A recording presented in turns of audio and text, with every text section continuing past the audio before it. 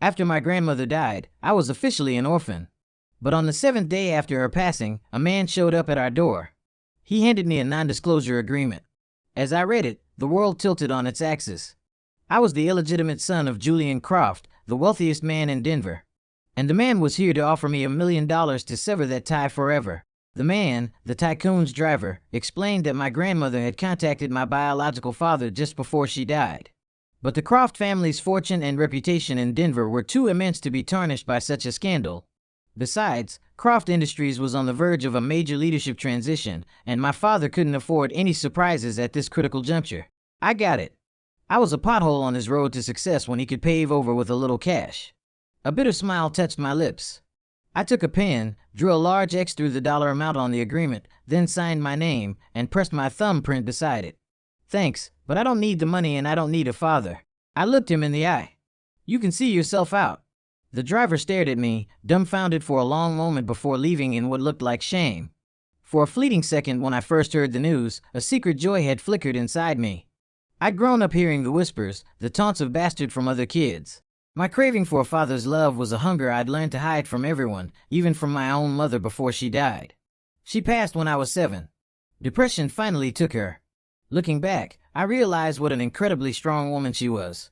Anyone else might have given up long before, abandoned by the man she loved, pointed at and judged by everyone. The home wrecker, the trash who got knocked up. Each word was a bullet that hit harder than lead. She was too good for this world. After the driver left, I thought about all the pain she had endured, and the tears I'd been holding back finally broke free.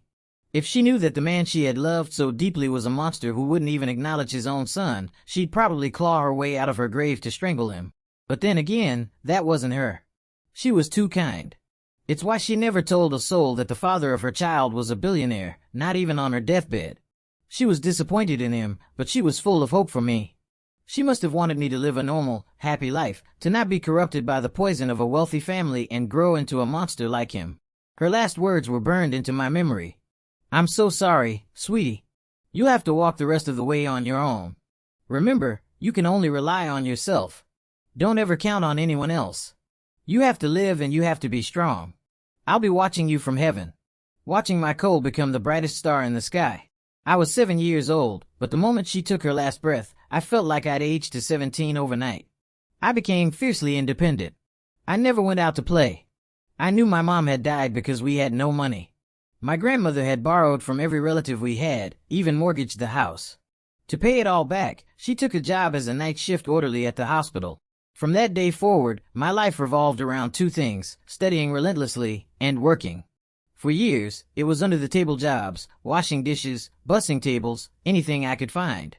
By the time I was 17, I'd take on any summer construction gig I could get because it paid better than a diner. Over the years, I'd scraped together more than $30,000. Sometimes I couldn't believe I'd managed to save that much in a decade. Ring, ring, ring. The sharp sound of my phone pulled me from the painful memories. It was my homeroom teacher. I sat down the framed photo of my grandmother and answered, "Cole, it's all taken care of. You can move into the dorms." "Thank you, Miss." "All right, don't mention it." "Cole, I know you're going through a lot right now, and it's bound to affect you, but your college applications are due in 2 months. The best way to honor the people we've lost is to show them we've become even better because of them. You understand what I'm saying, right?" "Yes, Miss." "Albright, I understand." "Thank you, Miss." Albright was my champion. She saw something in me. Because my grades were always stellar, leagues ahead of the salutatorian. It wasn't because I was a genius. It was because of sheer effort. From the moment I turned 7, the first thing I ever truly understood from a teacher was that education could change your life. That knowledge was a tool to build a better future.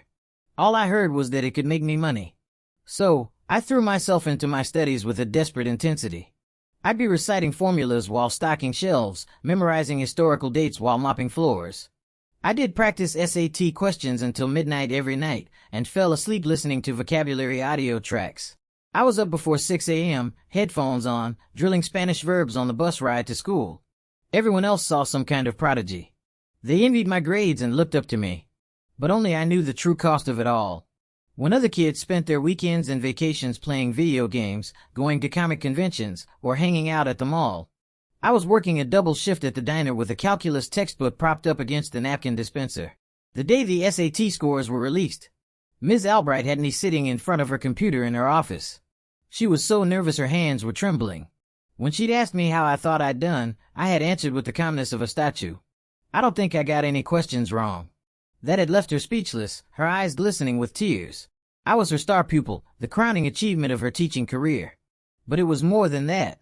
She knew my situation, and in many ways, she treated me like her own son. Over the past 3 years, I felt her genuine care and support. Of course, if I became a top scorer in the state or even nationally, it would come with a lot of scholarship money. I was definitely counting on that. Before long, her office was packed. Most of the teachers who taught me were there. Eventually, even the principal and a vice principal showed up. They were all waiting.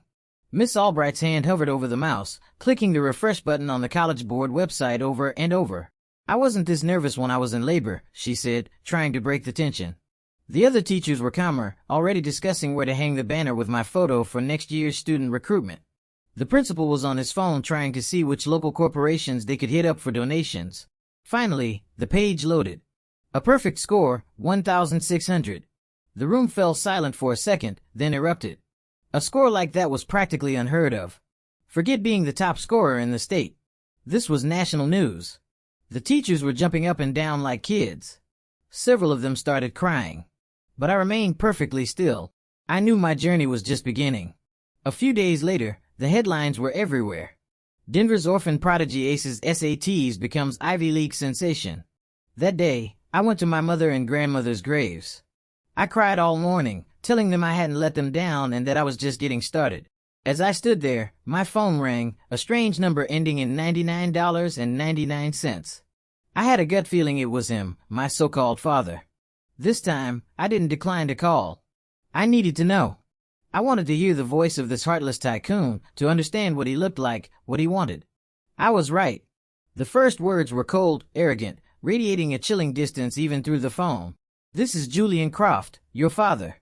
Do you have time to meet?" "Fine." I answered, my voice just as cold.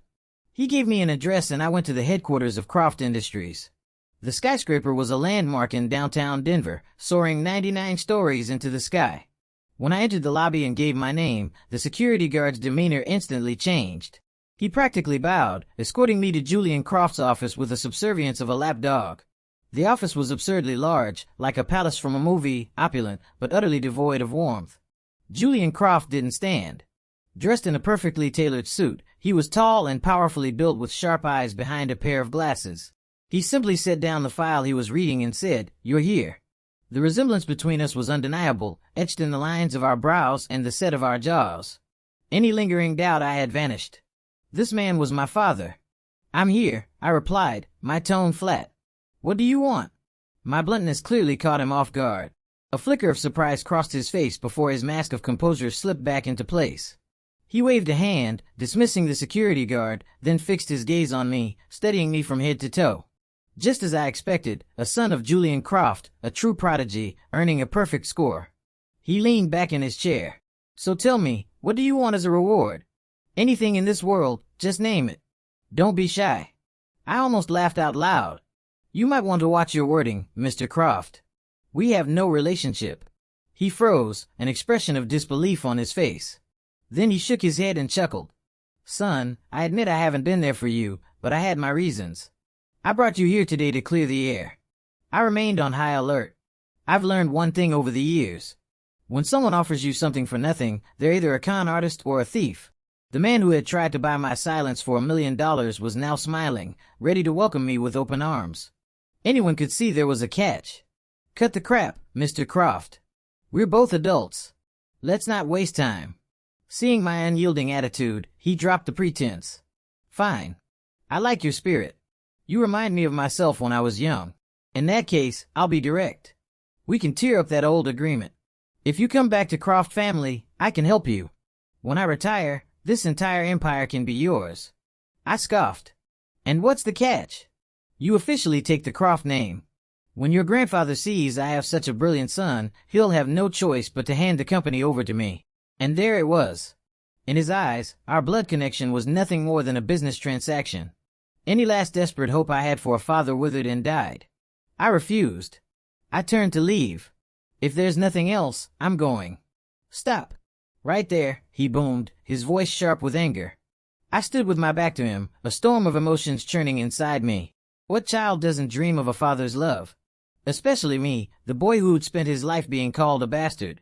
But I could never forgive him for abandoning us. My mother, were she alive, would never want me to do this.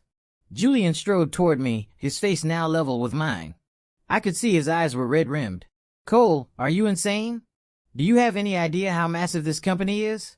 If you inherit all of this, you'll have more wealth than you could spend in 1,000 lifetimes. This is the opportunity of a lifetime. Something people would kill for. I stared at him, tears welling in my eyes. Not tears of joy or gratitude, but of pure, unadulterated rage. The emotions I had bottled up for a decade finally exploded. Shut up! I yelled. I don't want a single damn thing from you. You say I'm a prodigy. Do you know why I'm 6 feet tall and barely weigh 150 pounds? People think I'm just staying in shape. But the truth is, I couldn't even afford to buy a Coke, while other kids were going to McDonald's or grabbing pizza. I was lucky if I had meat once a week while other kids are getting picked up by their parents after school. I was walking home in the dark. I was 7, you bastard. 7. You think I wasn't scared?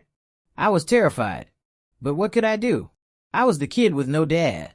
A bastard. And you? You play little games and wait to swoop in and claim a prize.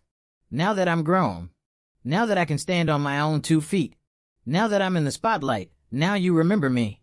Where were you for the 17 years I suffered? My words hit him like a physical blow. He stood there stunned for a long time. For the first time, a look of genuine regret flickered across his face. He reached out, his hands gripping my shoulders. Cole, I do love you. I always have. Get off me. I roared, shoving his hands away. Don't touch me with your filthy hands. Love? You don't know the meaning of the word. You got your cheap thrill. But where was your love when my mother was dying? When I needed a father more than anything in the world? If I hadn't gotten a perfect score on the SATs, that non-disclosure agreement would have stayed buried until my bones turned to dust, wouldn't it? His regretful eyes started to glisten. Maybe in that moment, he finally saw himself for what he was, a cold, calculating, heartless machine, a monster. I stared at him with utter contempt, as if he were a pile of garbage. Then with a cold mocking laugh, I turned and walked away, leaving him standing there frozen like a statue. I pulled myself together and went back to school, burying myself in prep work for my college courses. Ms. Albright called to tell me that both Harvard and Yale had reached out, offering not just full tuition, but generous stipends. I need some time to think, Ms. Albright. I told her I didn't want to stay in the country. I needed a change of scenery, a place where I could get out from under Julian Croft's shadow. I wanted nothing to do with him for the rest of my life. Ms. Albright didn't press. There's no rush. She said the principal mentioned that some of the top 3 international universities have also been in touch. We can wait and see what kind of offers they put on the table. I'll let you know. Thank you. She must have noticed the strain in my voice because she asked if I was okay. I brushed it off, not wanted her to worry. She probably thought I was stressed about the cost of studying abroad. That's when she brought up a tutoring opportunity for the daughter of a friend of hers. I didn't mention it before because I didn't want to distract you from your applications, she explained. But now that it's summer, you could take it on. The family is very wealthy. As long as you can help their daughter make some progress, they'll pay you very well. The thought of making good money was enough to convince me. I also figured a change of pace might help me escape the oppressive weight of my own thoughts. Soon after, the girl's father called me. It turned out to be the Vance family, well known in Denver for their pharmaceutical company. They were loaded. A short while later, the driver was waiting for me at the school gate when he heard I was the kid with the perfect SAT score. He was incredibly respectful. He even asked if he could have some of my old class notes. I handed him a notebook without a second thought. I had stacks of them at home piled high. Better to give them to someone who could use them than to just throw them away.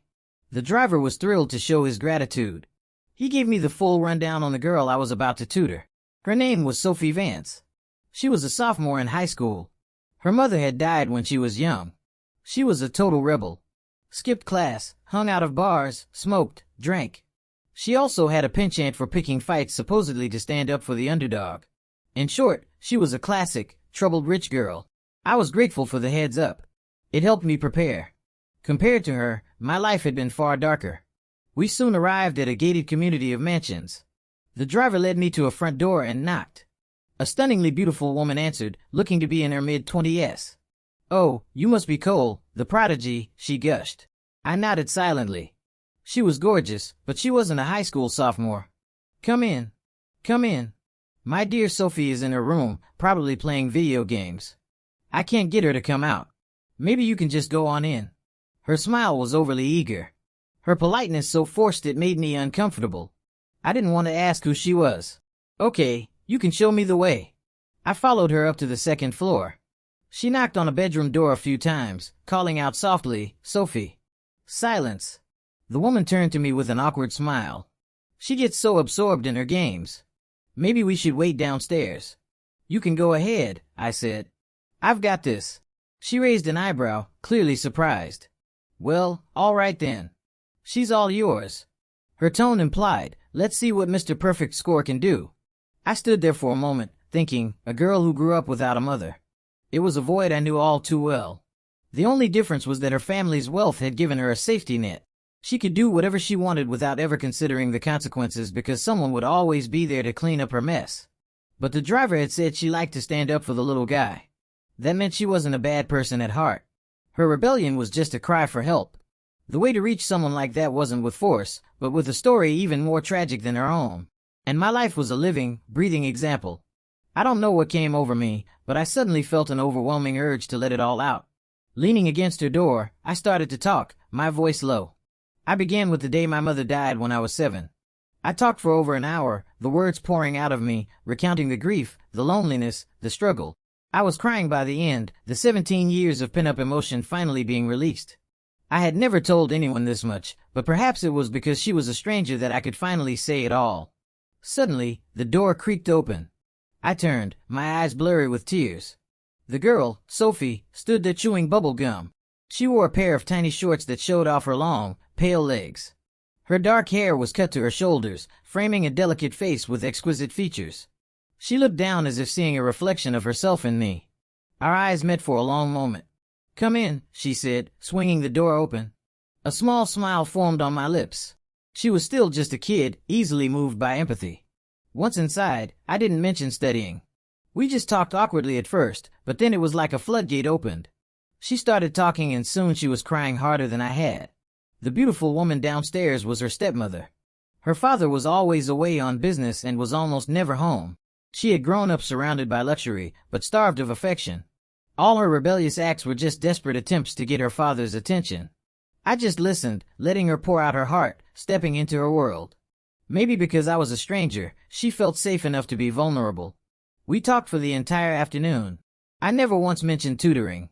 As I was leaving, I said one last thing to her. "You should appreciate what you have. You still have a father who loves you. Don't wait until you have nothing like me to realize what's important." When I got back to school, I threw myself back into my studies. I was sure the tutoring gig was a bust. It had just been a brief, intense connection between two broken people who would now go their separate ways. I remember my mother's words.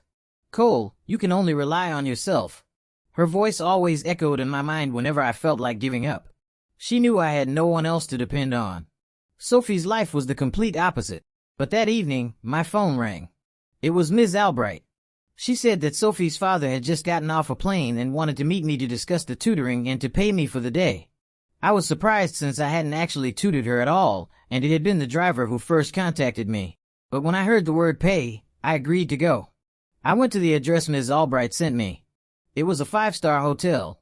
I found a private dining room and walked in. The beautiful stepmother was there along with Sophie and of course her father, Mr. Vance. Mr. Vance stood up to greet me warmly. Pulling out the chair next to him, Sophie told me, "You're an exceptional teacher. We'd be grateful if you could tutor her for the rest of the summer. This is a small token of our appreciation." He slid a bank card across the table. "The pin is 0829 Sophie's birthday."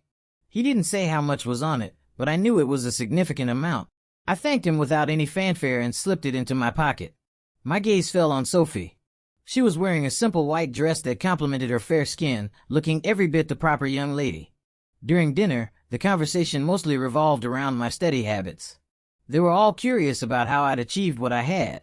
Sophie, however, was unusually quiet, stealing glances at me from time to time. I had a nagging feeling that the girl was developing a crush. The restless energy of youth, the pull toward the opposite sex. I knew it well, but I couldn't afford it. With my looks and my academic record, I got love letters from girls at school almost daily. I never opened a single one. The next morning, I arrived at the Vance house as scheduled. Sophie was clearly happy to see me, dressed conservatively with a touch of light makeup and a hint of perfume. A sweet, shy smile played on her lips constantly. It confirmed my suspicion. The girl was smitten. All her little efforts were designed to create more time with me. I knew I couldn't reciprocate. The things you can't have are always the most desirable. I decided to use her crush to my advantage to help her catch up on everything she'd missed in school. She might hate me for it later, but I didn't care. First, it would make her a better person. Second, it would make me money. This time, Sophie was prepared. Her desk was covered with sophomore-level textbooks and materials. But when I flipped through them, the pages were all pristine. I pulled out a quiz. I prepared a physics test to gauge her current level. The moment she picked up her pen, she froze on the first question. She shot me a helpless deed look. It was so transparent it was almost painful. Every glance, every gesture was a plea for attention. I turned my back to her and sat on the edge of her bed. Just do it. Answer what you know, guess the rest. The clock is ticking. Disappointed, she turned back to her paper. As I expected, she was done in less than 10 minutes, handing me the test with a sheepish look. Here you go, Mr. Matthews. I gave her a stern look and glanced over the paper before tossing it aside. You're really something else. You picked C for every single multiple-choice question and left the rest blank. She wasn't ashamed in the least. Well, that's what all the teachers say, she quipped. When in doubt, choose C. I shook my head. This afternoon, I'll bring you a test for freshmen. We need to see where to even begin. No need, she said brightly. Let's just start with middle school. I was stunned into silence, but Sophie was quick on her feet. She suggested we go to the mall since I didn't have the other tests with me anyway. It seemed like a reasonable request. At first, I refused, telling her we could just print one from her computer, but she was insistent. If you spend the morning with me, I promise I'll do whatever you say for the rest of the summer. I'll study hard. I weigh my options.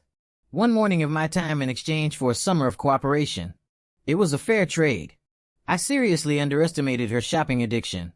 By the time we left the mall, I was her personal pack mule, loaded down with so many bags, I even had them hanging around my neck. By the afternoon, I was exhausted but relieved. For some reason, I had actually gone and prepared 3 tests, math, English, and science from the 5th grade curriculum. This time, Sophie took it seriously. She finished all 3 in under an hour. I check her answers. Perfect scores, all of them. You were messing with me, weren't you? I asked, looking at her in disbelief. She grinned mischievously. And they call you a genius. Did you really think I was an idiot? That I couldn't answer elementary school questions? I was speechless. The clever little minx had played me.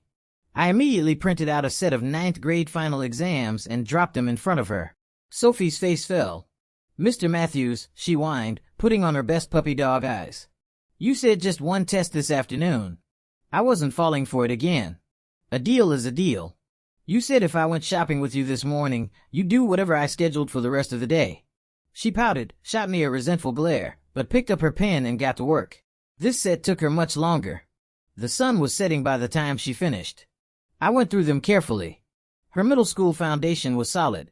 She just completely checked out after 9th grade. With some hard work, she could catch up. Before I left, I gave her a firm dose of encouragement.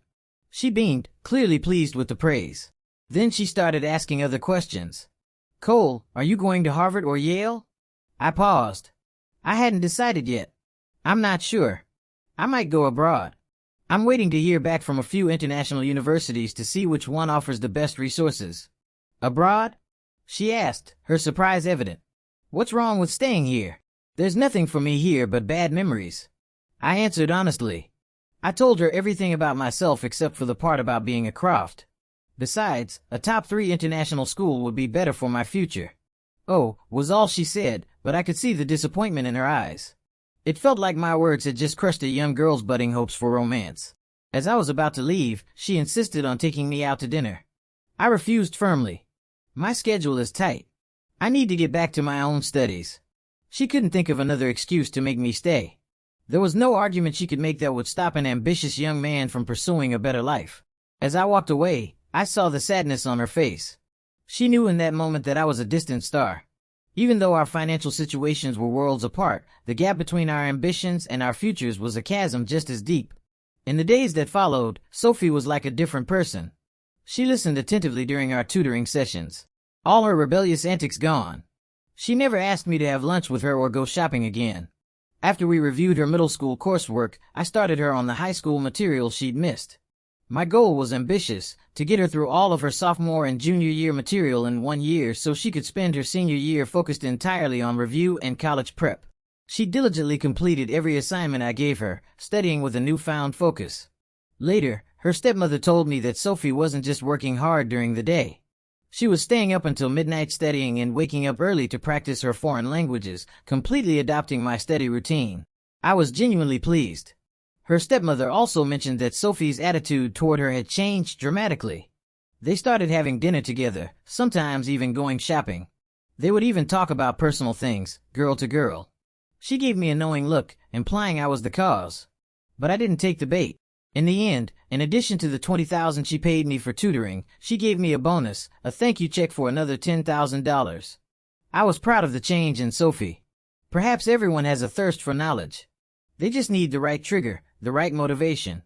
I didn't know if using her feelings for me to get her back on track was the right thing to do, but I knew it was a good thing for her. During that time, I got news from overseas. The university president himself had advocated for me.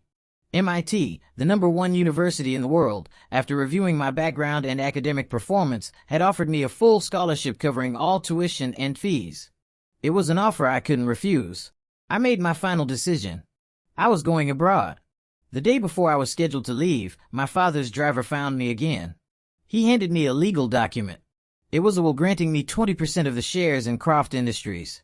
"This is a sign of your father's sincerity," the driver said. "If you agree to take the family name, all of this will be yours one day." He then pulled out a thick folder of property deeds. These are 15 residential and commercial properties valued at over $50 million. You should think about this carefully. He leaned in closer. "To be honest with you, your father has another son, but the kid is a total screw-up. All he does is party and waste money. He's a constant source of stress for your father." I cut him off. "My decision absolute. Thank you for the offer, but I have no relationship with him. His son's problems are not my concern." The driver grew desperate. "Cole, I know you're brilliant, but in today's world, good grades don't just hand you this kind of wealth.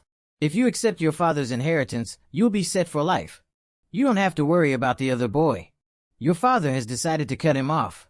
He got into serious trouble a few days ago through a wild party on yacht, and your grandfather found out. He was furious. The kid's been sent to a correctional facility. If you come back now, you can secure the family legacy for your branch of the family. You wouldn't want to see your father humiliated, would you?" I couldn't help but shake my head with a cynical smile. In the end, I was still just a bargaining chip. All he wanted was to secure his position as the heir to the Croft fortune. "Sir, what does any of this have to end with me? My last name is Matthews, not Croft. Whether the Croft family sinks or swims has nothing to do with me. You should go, but you're his flesh and blood." The driver pleaded, holding out a piece of paper. "This is the DNA test." I snatched the paper from his hand and, without even looking at it, tore it into 1,000 pieces. "Are you trying to emotionally blackmail me?" "I'll say it one more time. I have official documents stating I am an orphan.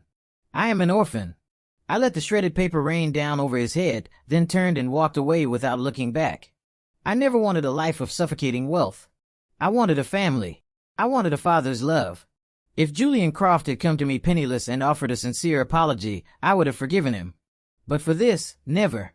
The next day, August 29th, I packed my bags for my flight that night. I went to the bank and withdrew the $10,000. Mr. Vance had given me from that first meeting. I had committed the date to memory. It was Sophie's birthday. Her driver had called earlier, inviting me to a party. I had declined, but after thinking it over, I found myself walking into a jewelry store. I bought a pair of pearl earrings and a birthday card. They would look beautiful on her. Sophie was the kind of girl who turned heads, who you couldn't help but look at twice. I was no exception. I had to admit my feelings for her had grown beyond a simple teacher-student relationship. But I also knew she was still emotionally vulnerable. Her feelings for me might just be a teenage crush, a longing for a romantic ideal that would fade as she grew up. But my feelings for her, they were real. For now, I could only bury them deep inside. On the card, I wrote, "May your eyes shine bright, your heart be full of love, and your world be filled with beauty. Happy 16th birthday." I called the driver and asked him to deliver it to her. When he saw me with my suitcase, he insisted on driving me to the airport. I didn't refuse. Better to be on my way than to wander around a city that felt both familiar and foreign. After saying goodbye to the driver and giving him a few more of my old notebooks, I settled in for the long wait at the airport. Sophie sent me texts and called, but I didn't answer. I hate goodbyes. What was there to say? Would it be as awkward as our first meeting? I didn't trust myself not to break, not to let my emotions get the better of me, so I chose silence. But my plan fell apart. Just as I was about to head to the boarding gate, I heard a familiar voice cry out, "Cole, you thief." I spun around. There she was standing out in the crowd. Sophie. She was wearing sweats with a brilliant pearl earrings dangling from her ears. Her face was stained with tears, a vision of heart-wrenching beauty. I froze, unsure of what to do. Should I hug her? Should I stay? Or should I just leave? My instinct was to leave, to stick to the plan. But my heart hammered against my ribs, a dull ache spreading through my chest. Had my feelings for her really grown this deep? That just the sight of her tears could cause me physical pain? No, Cole. I told myself fiercely. You can't have attachments. You have a long road ahead of you. You can't let one relationship derail your entire future. The idea of giving up MIT for her was absurd. Before I could react, Sophie ran toward me. She threw her arms around me and held on tight as if pouring all her strength into the embrace. "Cole, you thief. You're a terrible person." She sobbed, her cries turning every head in the terminal. A handsome boy and a beautiful girl. A dramatic scene playing out for all to see. "You knew you were leaving," she choked out. "Why didn't you tell me? Did you really think you could just steal what's mine and walk away?" I was stunned. In that moment, I understood the intensity of her feelings. Her grip was so tight I could barely breathe. "I admit I didn't tell you on purpose." I stammered, "But I didn't steal anything from you." She pulled back, her almond-shaped eyes overflowing with tears that streamed down her face. It was agony to watch, and I had no idea how to comfort her. She glared at me with a look of pure fury. "You stole my heart," she declared. And before I could respond, she grabbed my head with both hands and crashed her lips against mine. It was my first kiss. I had imagined it happening someday, imagined falling in love, getting married, but I never thought it would be so soon, so sudden. Her passion was contagious. My heart pounded like a drum. Her eyes were hazy, her lashes still wet with tears. I couldn't hold back anymore. I wrapped my arms around her, returning her kiss with an equal, desperate intensity. We kissed until we were breathless, feeling each other's frantic heartbeats. In that moment, nothing else mattered. Not the stares of the crowd, not the future, only the raw, unrestrained emotions we had both kept locked away. Sometimes you have to part ways to find each other again. In the end, we both went down our separate paths, but our connection was now forged in steel, unbreakable. For the next 2 years, I threw myself into my studies at MIT. I earned scholarships every year and gained the deep respect of the faculty. I completed the 4-year program in just 2. The university even extended an offer to sponsor me for permanent residency, wanted me to stay. Meanwhile, Sophie excelled on her college entrance exams. She earned a score that got her an acceptance letter from Harvard. During those 2 years, I never came home for winter or summer break. We talked constantly on iMessage and FaceTime, sharing our dreams, our fears, and helping each other with our studies. It wasn't that I didn't have the time or money to visit. I was afraid that if I saw her, I wouldn't be able to leave again, that it would shake the foundations of the life I was trying to build, and I didn't want to distract her from her goals. We both had our own paths to forge. It was an unspoken understanding between us. But the day she sent me a picture of her Harvard acceptance letter, I made a decision. I turned down the offer to pursue a doctorate at MIT. I had no desire to immigrate. I was an American through and through. With my credentials and knowledge, I knew I could build a successful life back home. Most importantly, I wasn't going back to nothing. I had someone I couldn't bear to be without. On August 29th, I landed back in Denver. Sophie sent me a picture from the same hotel, the same private room as before. It was a family photo. Mr. Vance and her stepmother were holding a new baby brother. The 4 of them looked radiant, a picture of domestic bliss. I showed up at their door unannounced, dressed in a suit and carrying gifts for all 4 of them. When the stepmother opened the door, her face was a mask of shock. Mr. Vance had the same expression, his mouth hanging open. Sophie, who was sitting at the table, just stared, frozen like a photograph. I set down my suitcase and the other gifts, then walked toward her, holding a bouquet of 99 red roses, my heart pounding with excitement. "Sophie," I said, my voice thick with emotion. "Happy 18th birthday." After I earned the Vance family's blessing, we became a family. At her birthday dinner, we took a new family photo, this time with me in it. I was no longer a piece of driftwood tossed on the waves.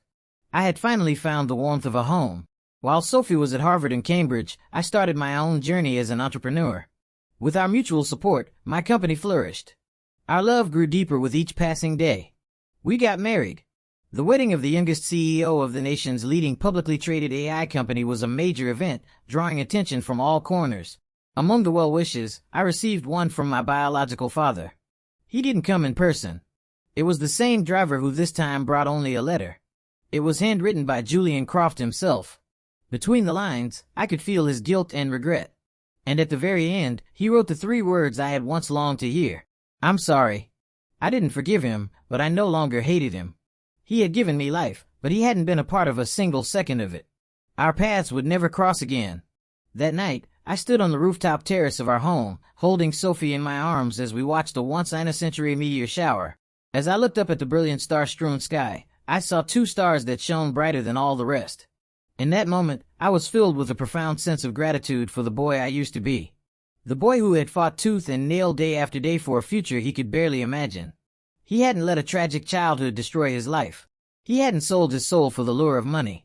He hadn't let the entanglement of love derail his ambitions. But most of all, I was grateful for the 2 bright stars that had guided me through the darkest nights when I felt most alone. "Mom, Grandma, I miss you so much," I whispered to the night sky. "I've married a beautiful, kind, and wonderful woman. I'm living the happy life you always wanted for me. I hope you're proud."